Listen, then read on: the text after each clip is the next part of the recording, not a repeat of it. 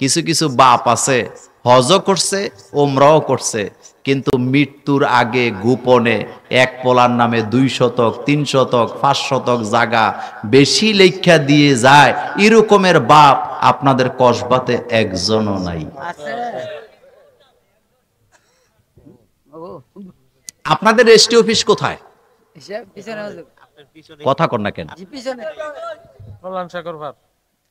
আমার কলেজার ভাইয়েরা হজ করে আইছে বুড়া, ওমরাও করছে 2 বার, 4টা ছেলে 5টা ছেলে 6টা ছেলে, সিদ্ধান্ত নিছে একটার একটু বেশি লেখা দেওয়া যাবে। বুড়া মিয়া দলিল লেখাইতেছে গোপনে গোপনে, কেউ যাতে না জানে। দলিল লিখতে দেরি হইতেছে, দলিল লেখক বলছে জোহরের নামাজটা যারা পড়ে আসেন, এখনো দলিল লেখা হয় নাই।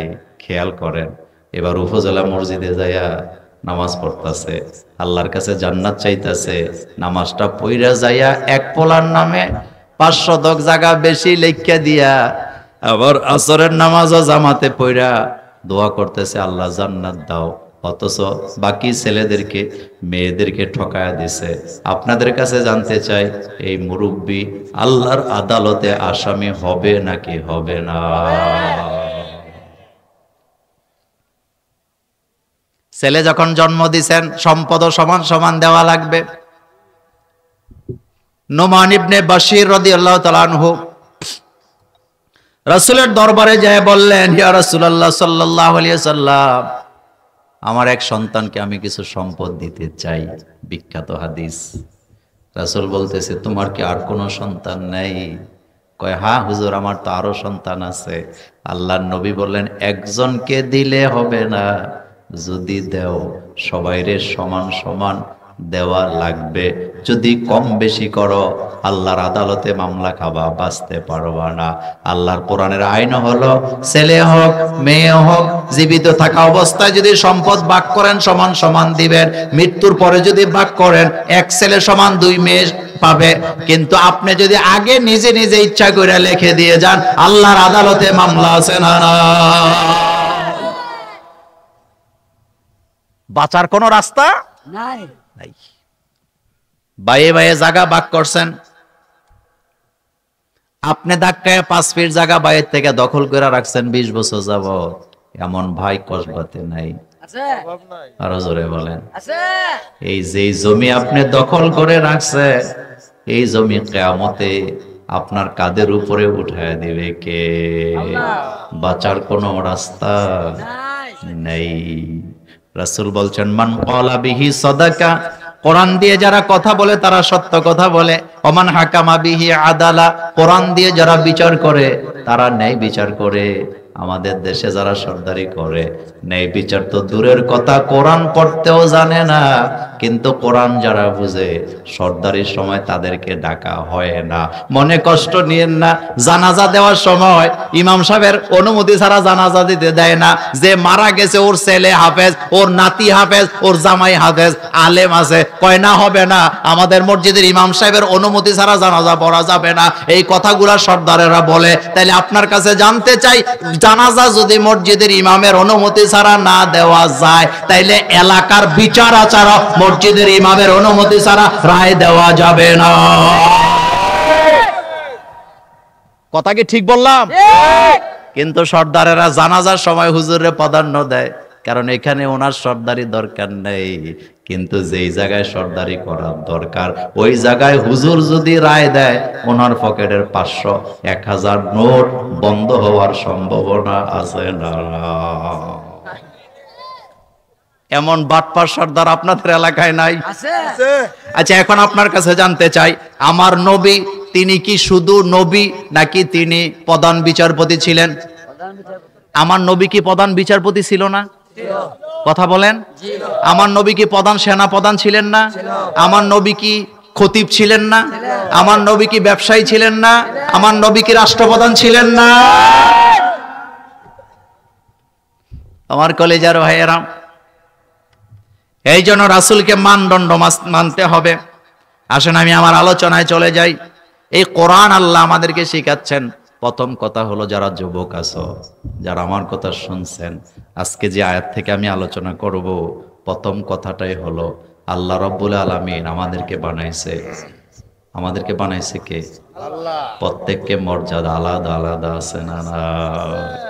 আল্লাহ রাব্বুল আলামিন বলছেন উনজুর কাইফা ফাদ্দালনা বা'দাহুম আলা বা'দ। আল্লাহ বলেন আমি তোমাদের মধ্যে এক একজনকে এক একজনের উপর থেকে মর্যাদা দিছি। এক বংশ থেকে আরেক বংশকে মর্যাদা দিয়েছি, এক দল থেকে আরেক দলকে আমি মর্যাদা দিয়েছি, এক গোত্র থেকে আরেক গোত্রের উপরে আমি মর্যাদা দিয়েছি।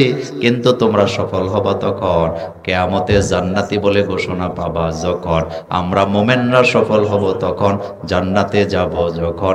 এর আগে আমাদের কোনো সফলতা নেই। ছেলেটা এমএ পাস করছে, এসএসসি তে গোল্ডেন এ প্লাস, এইচএসসি তে এ প্লাস, অনার্সে মাস্টার্সে ভালো রেজাল্ট করছে, যার কারণে সবাই কয় ছেলেটা সফল। চাকরি পাইলে কয় সফল, ব্যবসা পাইলে কয় সফল, বিদেশ গিয়ে একটা বিল্ডিং করলে কয় সফল, প্রিন্সিপাল হইলে কয় সফল। আসলে মোমেনদের জন্য এটা কোনো সফলতাই না। মোমেনদের আসল সফলতা হলো আখেরাত। আখেরাতে জান্নাত পাবো যখন, আমরা সফল হব তখন। হযরত সুলতানুল আরিফিন যাকে বলা হয়, একজন মুশরিক এসে বাইজিদ বোস্তামীকে বলতেছে আপনি ভালো নাকি আমি ভালো? মনোযোগ আছে আপনাদের? বাইজিদ বোস্তামীর মতো একজন ব্যক্তিকে একজন মুশরিক এসে বলতেছেন আপনি ভালো নাকি আমি ভালো? বাইজিদ বোস্তামী বলতেছেন এত কঠিন প্রশ্ন করলে তো জবাব দেওয়া যায় না। এই প্রশ্নের জবাব তো আমি দুনিয়াতে থাকতে দিতে পারবো না, আখেরাতে যদি তোমার সাথে দেখা হয় সেদিনই দেব। মুশরিক কয় বলে দিলেই তো হলো, আপনি ভালো না আমি ভালো। এবার বাইজিদ বোস্তামী কি কথাটা বলতেছে শোনেন। তিনি বলতেছেন আমি তো ইসলাম মানি, আল্লাহর গোলামি করি, আমার কোন গোলামি যদি আমার আল্লাহ কোনো কারণে কবুল না করে, কিয়ামতের ময়দানে যায় যদি দেখি তুমি মুশরিক, তুমিও জাহান্নামে যাচ্ছ, আমার আমল কবুল না হওয়ার কারণে আমিও জাহান্নামে যাচ্ছি, আজকে ভালো বলার দ্বারা আমি কিয়ামতে লজ্জা পাবো, সুতরাং আজকে আমি ভালো বলবো না। কিয়ামতের ময়দানে যাওয়ার পরে যদি দেখি আমার আমল কবুল হয়ে গেছে, তুমি জাহান্নামে যাচ্ছ, তখন বলবো আমি ভালো। আল্লাহু আকবার বলেন। তাহলে মুমিনের সফলতা কি দুনিয়াতে না আখেরাতে? আমরা মনে করি 4টা ছেলে বিদেশ পাঠায় দিছি, বাড়িতে 4তলা একটা বিল্ডিং করছি, কসবা বড় জায়গা রাখছি, আমি সফল। আসলে না, সফল হবেন তখন আখেরাতে যাবেন যখন। ও কলিজার যুবকেরা, হীনমন্যতায় ভোগার কোনো কারণ নাই। অনেক সময় আমরা বলি আহারে অমুক হুজুর কত দামি, অমুক অফিসার কত দামি, কিন্তু আমার কোনো দাম নাই এই কথা বলতে পারবেন না, কারণ মানুষ হিসাবে আল্লাহর কাছে সবার দাম আছে না? আল্লাহ বলছেন কাদ কাররামনা বানি আদম, বনি আদমের সন্তানদেরকে আমি সম্মানিত করেছি। কত সম্মান দিয়েছেন আল্লাহ। এই পৃথিবীতে জিন আছে না নাই? এটা জোরে বলেন। আচ্ছা বলেন তো, জিনের ক্ষমতা বেশি না মানুষের ক্ষমতা বেশি? সারা দুনিয়ার জিনেরা একত্রিত হইয়া এই রকমের একটা প্যান্ডেলও বানাতে পারবে না। ফেরেশতারা সবাই মিলে একটা মাইক্রোফোন বানাতে পারবে না, কিন্তু মানুষকে বিমানের ইঞ্জিনের মতো ইঞ্জিন বানাবার ক্ষমতা দিছে কে? মানুষই মর্যাদাশীল, কিন্তু সব মানুষ এক না। কসবার সব মানুষ যদি আপনাদের উপজেলার খতিব হইতো, তাইলে কে ইমামতি করতো? ধাক্কা ধাক্কি আছে না নাই? কিন্তু আল্লাহ বলছেন ফাদ্দালনা বা'দাহুম আলা বা'দ, যেখানে যাকে মর্যাদা দেওয়ার দরকার, যতটুকু দেওয়ার দরকার ততটুকু মর্যাদা দিয়ে দুনিয়াতে পাঠাইছে কে? আচ্ছা, আপনাদের এলাকার কোন একটা লোক অটোরিকশা চালায়, কি চালায়? অটোরিকশা। তার বিয়ে ঠিক হইছে, আপনার কি বলে কুটি সমনির দিকে খতিব সাহেব আছে, আমার ভাই আছে, এলাকার কমিশনার মেম্বার আছে, চেয়ারম্যান আছে, এমপিরাও আছে, 500 লোক যাবে। কয়শো?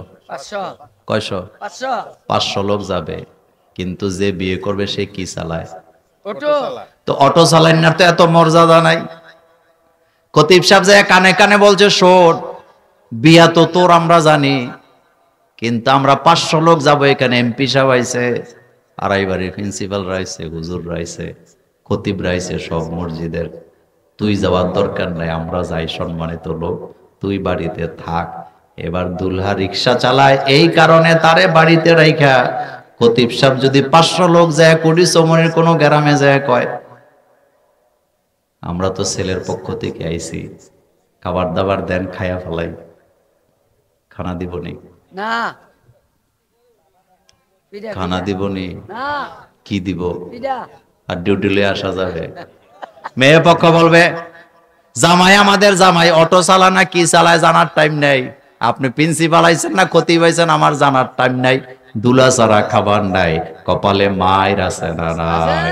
তার মানে বোঝা গেল খতিব হোক এমপি হোক বিয়ে বাড়িতে দুলা ছাড়া কারো কোনো দাম নাই, কিন্তু দুলা হোক অটো চালক ওই জায়গায় তার মর্যাদা আছে না নাই। ও যুবকেরা, কাজকে কাজ মনে করো, কাজ কখনো ছোট হয় না। কারণ এই পৃথিবীতে যত নবীর আগমন ঘটছে সব নবীদেরই পেশা ছিল। হযরতে আদম আলাইহিস সালাম তার প্রধান পেশা ছিল, তিনি ছিলেন একজন কৃষক। কি ছিল? কৃষক। হযরতে দাউদ আলাইহিস সালাম ছিলেন একজন কামার। হযরতে নূহ আলাইহিস সালাম ছিলেন একজন কাঠমিস্ত্রি। হযরতে ইব্রাহিম আলাইহিস সালাম তিনি ছিলেন রাজমিস্ত্রি। হযরতে ইসমাঈল আলাইহিস সালাম ছিলেন একজন রাজযোগালী। হযরতে ঈসা আলাইহিস সালাম ছিলেন একজন চিকিৎসক। আপনার আমার নবী মুহাম্মদুর রাসূলুল্লাহ সাল্লাল্লাহু আলাইহি ওয়াসাল্লাম কাজ শুরু করছে রাখালের কাজ দিয়া, শেষ করছে প্রেসিডেন্ট রাষ্ট্রপ্রধান হইয়া। আল্লাহু আকবার। তাহলে কাজ আমাদেরকে কে দেয়? সম্মান আমাদেরকে কে দেয়? ফাদ্দালনা বাদাহুম আলা বাদ ওয়ালাল আখিরাতু দারাজাতু আকবার। আল্লাহ বলছেন আখিরাতে যাদের দরজা উন্নত হবে, যারা ক্ষমা পেয়ে যাবে, জান্নাতি বলে ঘোষণা পাবে, তাদের মর্যাদা সবচেয়ে বেশি আছে না নাই? তাহলে ক্ষমা পাইতে হইলে আল্লাহকে সেজদা দেওয়ার দরকার আছে না নাই? মসজিদে আজান হয়, মসজিদের পাশে দিয়ে যুবকেরা চলে যায়, একজন আরেকজনকে বলতেছে কিরে নামাজ পড়বি না? আমার ফ্যান ভালো না। কি ভালো না? কি ভালো না? তো তুই মুইতে দিছ। মসজিদের কথা বললে যায় না। আজান হইতেছে মসজিদে, হেতের বাড়িতে ডেক সেট বাজে, এমন যুবক কসবাতে না।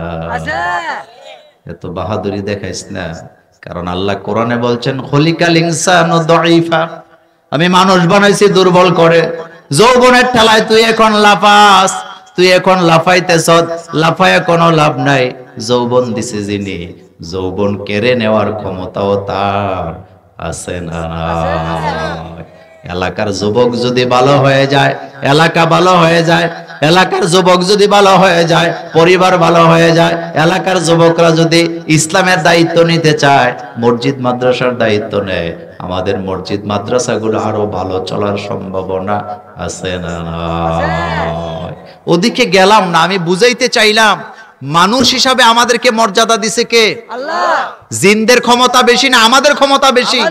জিনদের মর্যাদা বেশি না আমাদের মর্যাদা বেশি? অবশ্যই আমাদের মর্যাদা বেশি। এটা জানার পরেও জিনের বাদশার কাছে যে হেতে বৈশা থাকে বান্ধবীরে তাবিজ করে আইনা দেওয়ার জন্য, এমন যুবক কসবাতে না। তো তোর মাথার মধ্যে গিলু আসেনি? কবিরাজেরা যদি তাবিজ দিয়া সুন্দরী মায়া পাগল করে তোরে আইনা বিয়া দিত, তাহলে কবিরাজেরাই বাংলাদেশের নায়িকারির আগে বিয়া করত। কথা ঠিক না? তোরে দেওয়া ঠেয়া লাগছে কি হেতে নিজেই তো বিয়া করতারে, যাইয়া দেখ হেতে সবচাইতে কাইলাডারে করছে, এর লাগে তোরে সুন্দরী আইনা দিব কই থেকে? আংটি ওলায় আংটি বেছে, হাজারে আংটি, লাখপতি আংটি। 10 টাকা দিয়ে কিনলে নাকি লাখপতি হওয়া যায়। আমি বলি আংটি দিয়ে যদি লাখপতি হওয়া যেত, তাইলে যারা আংটির ব্যবসা করে তারা হয়তো ইলন মাস্কের আরো বড় ধনী। এতে নিজে আইটা বেঁচে তোরে বানাইবো কেমনে? কারণ তকদির একমাত্র রদ বদল করার ক্ষমতা কার? চিল্লায় বলো কার? আমার দেশে অনেক মা বোন আছে, আহারে কোনো কিছু হারাইলে জিনের বাদশার কাছে যায় বৈশা থাকে, এমন ঘটনা আছে না না? জিনের কোনো ক্ষমতাই নাই। কুমিল্লার রেসকোর্সের একটা ঘটনা বলি। এক ইঞ্জিনিয়ার 1999 সালের কথা, তখনকার সময় 7.5 লাখ টাকা দিয়ে একটা গাড়ি কিনছে, খুব উৎফুল্ল। আমার আয়সা বলতেছে গাড়ি একটা কিনছি, বাগিনা ডাকতো আমারে, গাড়ি একটা কিনছি। আমি কই ভালো। 1 সপ্তাহ পরে গাড়িটা চুরি নিয়ে গেছে, নতুন গাড়ি। মন খুব খারাপ। তো আমার কাছে আইসা কয় গাড়িটা তো হারাইছি, তো ইন্নালিল্লাহ পড়লাম। এখন কয় কোন তাবিজ টাবিজ আছে নি গাড়ি পাওয়ার? আমি কই না, এটা এখনো শুরু করছি না। 2-3 দিন আর উনি নাই। কিরে গেল কো? 2-3 দিন পরে উনি আইসা বলতেছে রাঙ্গামাটি গেছিলাম এক জিনের বাদশার কাছে, উনি বলছে গাড়ি অমুক জায়গায় নিরাপদে আছে, 1 সপ্তাহের মধ্যে গাড়ি পেয়ে যাব। আমি হাসি দিয়া বললাম মসজিদের দরজায়, এত সোজা না, এত সোজা না। কারণ যার কাছে আপনি গেছেন সে যদি আপনার গাড়ি জিন দিয়া এনে দিতে পারতো, তাহলে বাংলাদেশের গভর্নমেন্ট তারে গোয়েন্দা বিভাগের প্রধান বানাইতো। কথা ঠিক না? হেতে জঙ্গলে বইবে কবিরাজি করে কেন? কয় আমনে এমনই কোন, আপনি বিশ্বাস? আমি কই আচ্ছা পাইলেই হইল। যা ঘটনা লম্বা করতে চাই না, 1999 সালে গাড়ি হারাইছে, এখন 2024 চলে, এখনো গাড়ি পায়। আচ্ছা আরেকটা মজার কথা বলি, আমার আব্বা আমার একটা দামি শাল দিছিল, শীতের শাল বুঝেন না? তা আমি লজিং থাকতাম, ওই যে আমার ভাই এনে আছে, তো লজিং বাড়িতে আমি ওই যে শালটা রেখে গোসল করতে গেছি। এই যে শাল এরকম, আইসা দেখি আমার শাল নাই। মনোযোগ আছে? তো শাল গেল কই? তখন আমার এক দোস্ত ছিল নারায়ণগঞ্জের, হাতে বুদ্ধি দিছে, কয় যে আদিনামুর একটা জায়গা আছে, কয় ওখানে আয়না পরা দেয়, আয়না পরায় আনলে দেখলে বোঝা যায়, চোরের চেহারা দেখা যায়। আমার খুব জিদ, আমি তো শেষ কাটাইলে বুঝেন তো? কথা কয় না, শেষ কাটাইলে বুঝেন মানে কি? মানে গাড়ের রগ একটা তেরা। তা আমি কইছি চোরের চেহারা তো দেখতে হইব, চোর কেমন। সেই সময় 250 টাকা দিয়ে আয়না পরা আনছি। আমার দোস্ত আমাকে নিয়ে গেছে, তা আয়না পরাইয়া একটা লাল কাপড় দিয়ে এটা প্যাকেট করে দিছে, বলছে এটা কিন্তু রাস্তাঘাটে খোলা যাবে না, খুললে কিন্তু এটা শেষ। আগামী দিন শনিবার সকালে ফজর পইরা সূর্য যখন উদিত হবে, ওই সময় এটা খুললে চোরের চেহারা দেখা যাবে। তা আমরা 2 বন্ধু আর ঘুমাই না, ছাত্র জীবনের কথা তো, একসাথে থাকলাম। ফজরের নামাজ পড়ে আইসা আমার একটা ট্রাঙ্ক ছিল, ট্রাঙ্কের ভিতরে এটা রাখছি। তা আমার দোস্ত আমি আগে দেখবো, আমি আগে দেখবো। ধাক্কাধাক্কি করে সিদ্ধান্ত হয়েছে, আমার দোস্ত কয় ঠিক আছে, যেহেতু তোর মাল গেছে তুই আগে দেখ। আমি ট্রাঙ্ক খুলে লাল কাপড়ে মোড়ানো আয়না বাইর কইরা আমার চিন্তা যে দেখি কি জিনিস, একেবারে গড়ির যতটা বলছে অতটা সময় লাল কাপড় আস্তে আস্তে যখন নিচের দিকে সরাইতেছি, আয়নার দিকে তাকায় দেখি মাল গেছে, যার চেহারা দেখা যায় তা।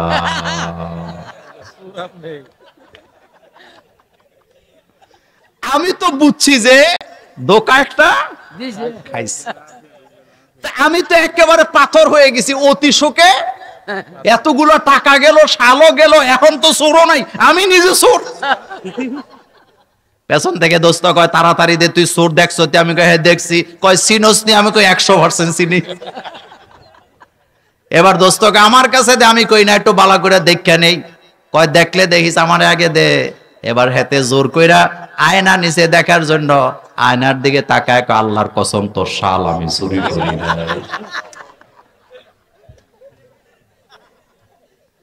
এমন বাটপারি কবিরাজ বাংলাদেশেও আছে না? কলিজার যুবকেরা, গোলাপপুর পরায়া যদি সুন্দরী নারীদেরকে পাগল করা যেত, কবিরাজেরাই সবচেয়ে সুন্দরী মেয়েটাকে বিয়ে করত।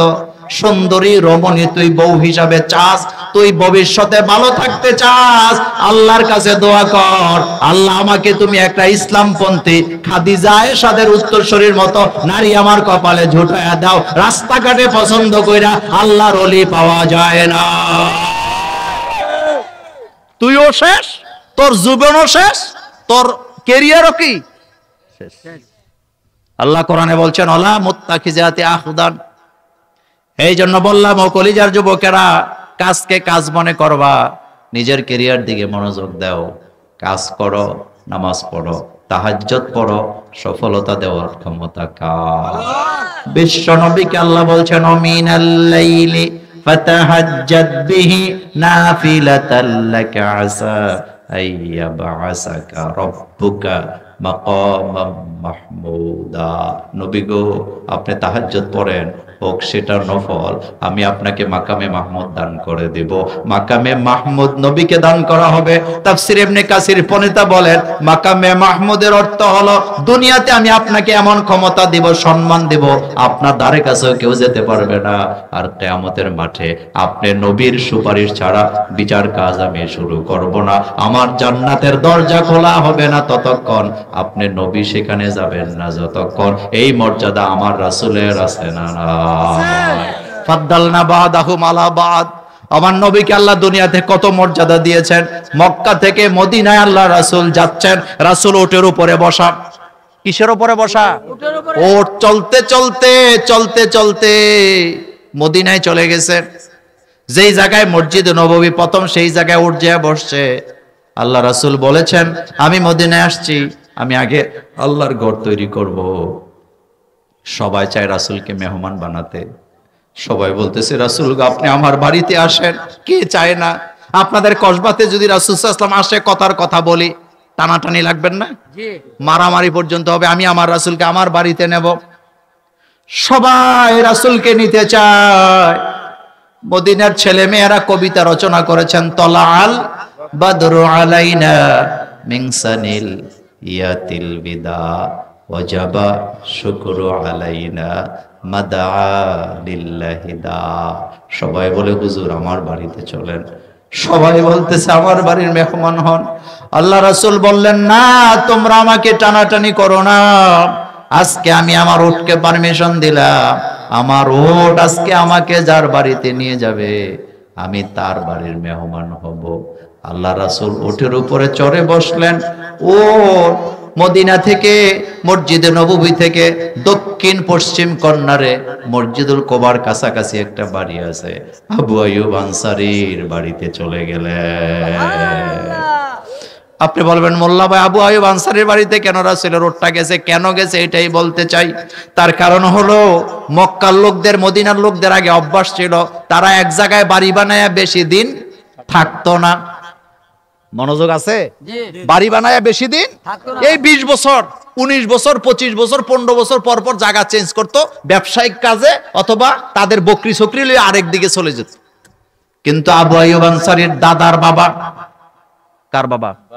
দাদার বাবা বাড়ি বানায়া তার ছেলের নসিহত করতেছে, বাবারে আহলে কিতাবে শুনছি এই মদিনাতে একদিন আগমন করবে না আখিরি জামানার পয়গম্বর জনাবে মুহাম্মদুর রাসূলুল্লাহ সাল্লাল্লাহু আলাইহি ওয়াসাল্লাম।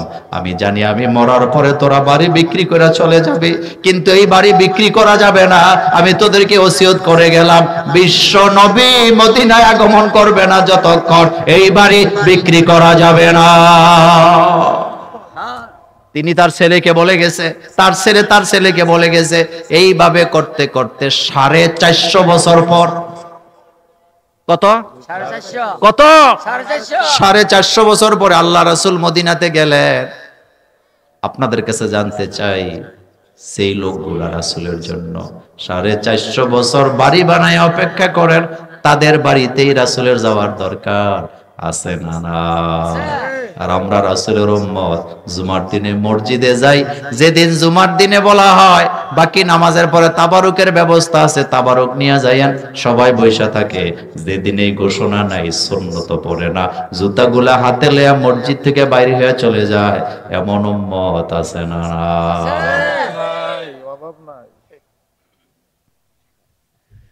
রাসূলের জন্য বাড়ি বানায়া 450 বছর অপেক্ষা করে, বাড়ি ছেড়ে যায় না। আর তুমি রাসূলের সুন্নাহ নামাজ পড়বা 4 রাকাত, তোর সময়ে কুলাই না, তুই কখনো রাসূলের সুপারিশ কপালে নাই। আবার কিছু কইলে কয় সৌদি থেকে আইছি, হ্যাঁ তারা সুন্নত পড়ে না, আমরাও পড়ি না, এরকম নাই, ভুল। সবাই পড়ে।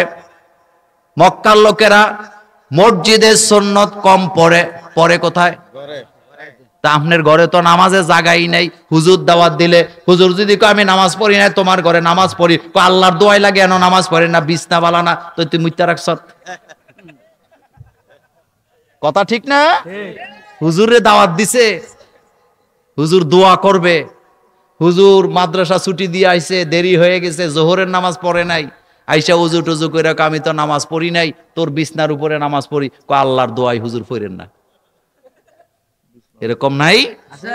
আপনি মুসলমান, আপনি পবিত্র বিছানায় ঘুমাবেন, পবিত্র বিছানায় দুরূদ পড়ে ঘুমাবে যারা, বিশ্ব নবীকে স্বপ্ন যোগে পাবে তারা, আল্লাহর নবীকে স্বপ্নে দেখবে যারা, আল্লাহর জান্নাতে চলে যাবে। সুবহানাল্লাহ। কারণ শয়তান কখনো মুহাম্মদ সাল্লাল্লাহু আলাইহি ওয়াসাল্লামের সুরত ধারণ করতে পারে না। আমার কলিজার ভাইয়েরা, সেই রাসূল করিম সাল্লাল্লাহু আলাইহি ওয়াসাল্লামের উপর আল্লাহ কোরআন নাযিল করে জানায় দিয়েছে, ফাদ্দালনা বা'দাহুম আলা বা'দ, তোমাদের সবার মর্যাদা আল্লাহর কাছে আছে, তবে সকলের মর্যাদা সব জায়গায় এক নয়, এক এক জায়গায় এক এক জনেরকে মর্যাদা দিয়ে বানাইছে কে? আল্লাহ। আর জোরে বলেন, কে বানিয়েছেন? আল্লাহ। আল্লাহ বানাইছে। আল্লাহ যারে যেই কাজের জন্য বানাইছে সেই কাজই করবে। আমার কলিজার ভাইয়েরা, এই কথাটাই আল্লাহ রাব্বুল আলামিন কোরআনুল কারীমে বলছেন, উনজুর কাইফা ফাদ্দালনা বা'দাহুম আলা বা'দ। কখনো মানুষকে হিংসা করবেন না, ছোট করে দেখবেন না, কারণ যেই লোকটাকে আপনি ছোট করে দেখতেছেন, হতে পারে আখিরাতে এই লোকটা জান্নাতে চলে যাবে। আপনি নিজেকে বড় মনে করেছেন, আপনিও জাহান্নামেও যেতে পারেন, এমনও হওয়ার সম্ভাবনা আছে না নাই? আচ্ছা বলেন তো, কে জান্নাতি কে জাহান্নামী, এটা বলার অধিকার একমাত্র কার? আল্লাহ। আমরা কি জানি? না। এই যে আমরা এই লাইনে হুজুররা বসে আছি, এই যে যুবকগুলো এখানে বসে আছে, হতে পারে আমরা জাহান্নামে যাব, কিন্তু যুবক জান্নাতে চলে গেছে। হতে পারে না? হতে পারে কি না? ফতুয়া দেয়, ও তোর ওযু হয় না, তা আপনারটা হয়নি মিয়া। কারো যদি ওযু না হয়, এটা সংশোধন করারও একটা পদ্ধতি আছে না? রাসূলের নাতি হযরত ইমাম হুসাইন রাদিয়াল্লাহু তাআলা আনহু, তিনি ওযু করতেছে। কি করতেছে? ইমাম হুসাইনের চেহারা ছিল হুবহু মুহাম্মদ সাল্লাল্লাহু আলাইহি ওয়াসাল্লামের চেহারার মতো, এত সুন্দর ছিলেন। তিনি ওযু করতেছেন, পাশে আরেকটা লোক ওযু করতেছে। ইমাম হোসেন তাকায় দেখছে লোকটার ওযুটা হয় না। তিনি তো বলতে পারতেন, বেটা তোর ওযু হয় না, ঠিক কর। দমকি দেয় নাই, ওযু করার পরে কাছে যায় বলতেছে, ভাই আপনিও ওযু করলেন, আমিও ওযু করলাম, কিন্তু তাকায় দেখলাম আপনার ওযুর সাথে আমার ওযু মিলে না। আচ্ছা আমি আরেকবার ওযুটা করি, আপনি দেখেন তো আমারটা হয় কিনা। সুবহানাল্লাহ। ভাই যে কই না, কথার নমুনা দেখছেন? সে বলতে পারতো তোর ওযু হয় না, ঠিক কর, না এটা বলতেছে না, বলতেছে আপনিও তো ওযু করলেন আমিও করলাম, কিন্তু ওযু তো দুইটা মিলে না, তো আমি করি আপনি দেখেন।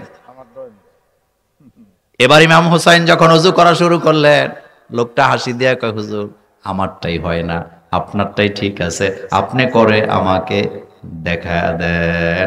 আর আমার দেশে জুমার দিনে একামত হয় না যতক্ষণ, লোকেরা মসজিদে যায় না ততক্ষণ। আরেকজন কয় কি ও একটু পরে একামত হইব, হুজুর ওয়াজ করে ফেলতেছে, এখনো তো যাও না। এই ওয়াজ আমরাও পারি নাই? আপনাদের এলাকায় নাই এই ওয়াজ? তো তার একদিন মিম্বরে তুইলা দিয়ে দেখেন ওয়াজ কারে কয়। আমরা তো ওই যে ওয়াজে যাইতো, যাওয়ার পরে কয় হুজুর ওয়াজটা এমনি করেন, হেমনি করেন, এডা কইেন, হেডা কয়েন। তা আমি কই ভাই আপনি 10 মিনিট আগে করেন। কেমন হইব মিয়া সাহেব? এত সোজা না। ফাদ্দালনা বা'দাহুম আলা বা'দ, এক একজনকে এক এক মর্যাদা দিয়ে দুনিয়াতে পাঠাইছে কে? আল্লাহ। আপনি রিকশা চালায় খান, ঠেলাওয়ালা হন, কুলি হন, মজুর হন, এগুলো আল্লাহর দেখার টাইম নাই। আল্লাহ দেখবে আপনার ভিতরে তাকওয়া আছে কিনা, আল্লাহকে ভয় পান কিনা, হালাল পথে চলেন কিনা। হালাল পথে চলছেন, আপনি জান্নাতে চলে যাবেন।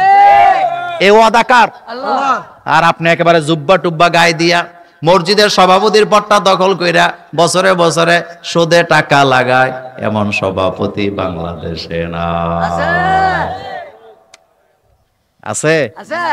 আপনাদের কসবা টসবা নাই? জুব্বা লাগাইছে, জুমার দিন সবার আগে যায় বসে, তসবিহ টিপে, অথচ লুকায় লুকায় সুদের ব্যবসা চালায়। এমন হারাম খাওয়িন না, আছে না নাই?